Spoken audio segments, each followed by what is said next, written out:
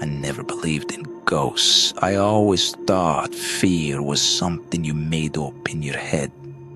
But that night, something changed. It started as a chill, a prickling on the back of my neck as I sat alone in my room. I brushed it off as my imagination, but then I saw it, a dark figure outside my window, half hidden in the street lamp's glow, standing motionless. Probably just a shadow, I told myself. Maybe a branch, maybe a passing car. I even took a picture to prove nothing was there.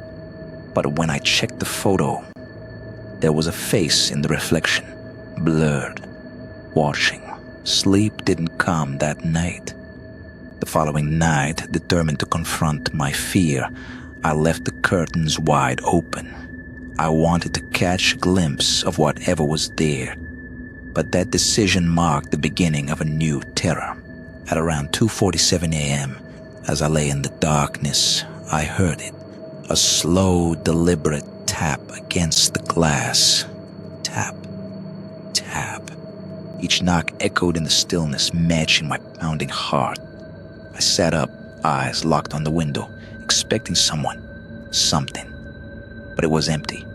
Silent and still until it slid open with a whisper of cold air. My mind raced. A sign, a warning, or something inviting itself in. I needed answers. So I set up a security camera aimed at the window, hoping for proof. That night, the footage seemed normal. Just restless sleep and small movements. But at 2:47 a.m., the screen glitched, static, then clear again. Figure. Tall.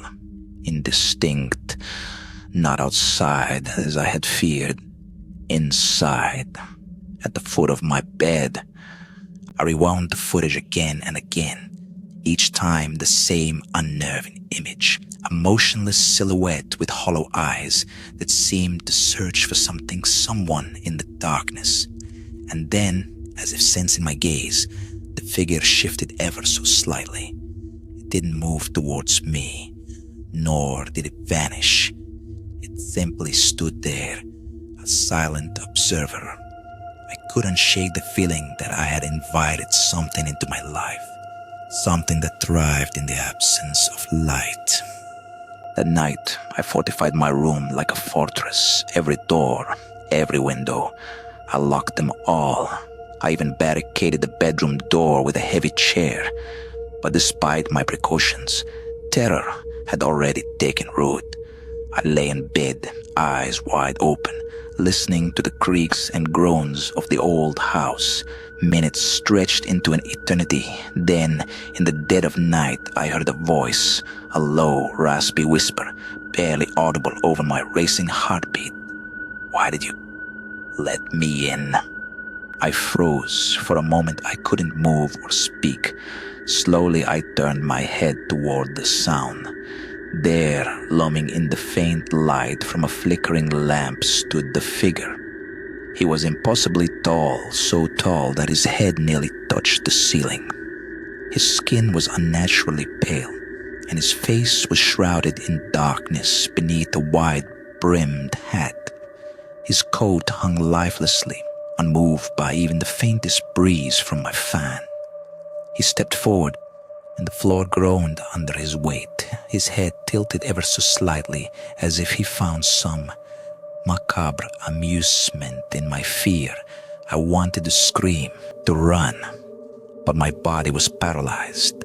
I simply blinked, and in that moment of terror, he vanished, but the window remained open as if inviting his return.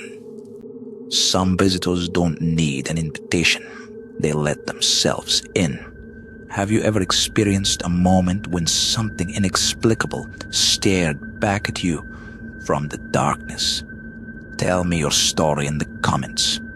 If you enjoy true horror stories, hit that subscribe button. Just make sure you're alone when you do.